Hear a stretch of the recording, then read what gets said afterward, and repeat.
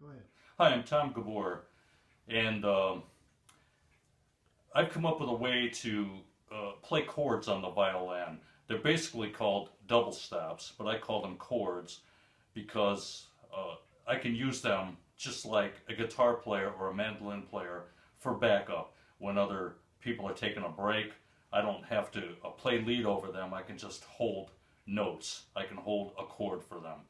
I'm going to start out with just playing a simple F chord to a C chord to a G chord and back to a C chord. And I just want you to hear what this sounds like.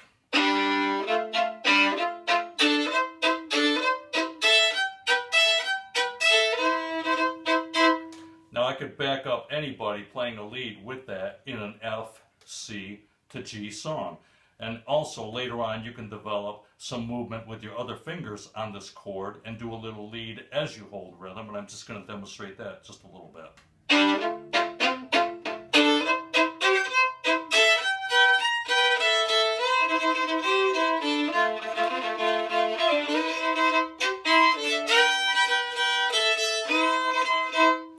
Now I based this on the mandolin. I'm using like 2 fingers of a full mandolin chord. If you were to get a mandolin chart out and look at the fingerboard, it would show you all the notes you're playing in the full chord. But since the violin can only be played 2 strings at a time pretty much, I use just the 2-finger part of that chord. And for instance, in an F chord, anywhere on the mandolin or the violin you can find where there's an A or an F note, you will come up with a chord. It can be all the way up the neck, it can be all the way down the neck.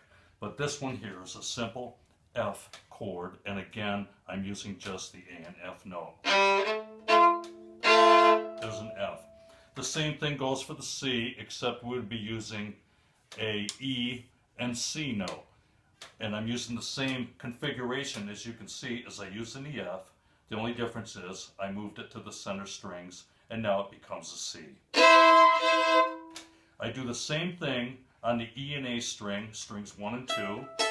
I put the same diagram down, and I'm now playing a G major, and I'm using the notes B and G. Whenever you use the notes B and G anywhere on the violin or mandolin, you will get a 2-finger chord, or what is referred to by the pros as a double stop. And back to my C.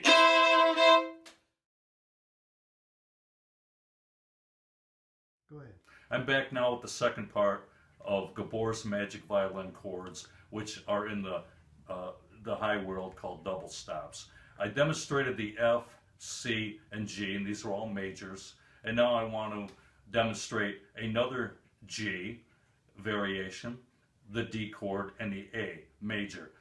Now, the second variation of the G, I'm doing with my second and third finger, and it's on the D and G strings. That's a G, as is the open D and G strings. So you're actually getting 2 chords right there to hold rhythm for somebody with, and you didn't have to pay a dime for it. Isn't that great? Okay, again, you will use any combination of B and G, as we did when we did it on the E and A strings. We used a combination of the notes B and G. That became a 2-finger double stop chord for you. Isn't that great? Alright, now I'm going to move to the D major chord. I'm bringing the same diagram, same 2 fingers, fingers 2 and 3, over to the center strings, which are, you know what they are, right? A and D. And I'm going to go to an F sharp and a D. That's going to give me a D major, as the 2 center strings will give you a D major in the open position. Watch. See that? 2 Ds. Isn't that beautiful? And you can hold rhythm for somebody without any problem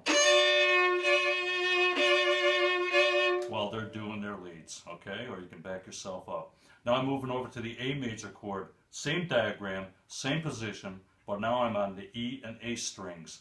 And I am using the 2 notes based on the mandolin chord chart. I'm using C sharp and A. And again, anywhere C sharp and A appear, so does an A major chord. Can be used up and down the neck any way you want to, but I'm using this one right here.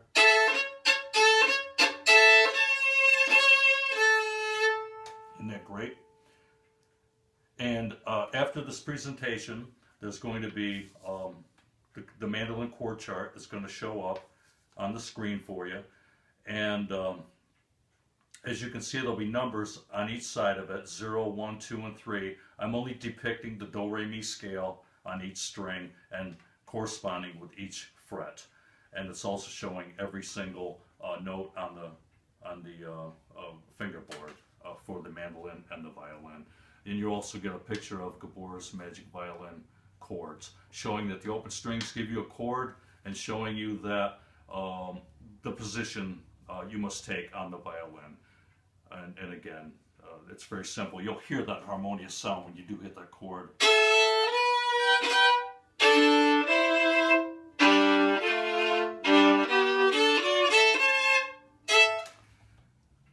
And now if you want to keep rolling, I'll do a Wabash Cannonball, and I'll show you how I can use these chords.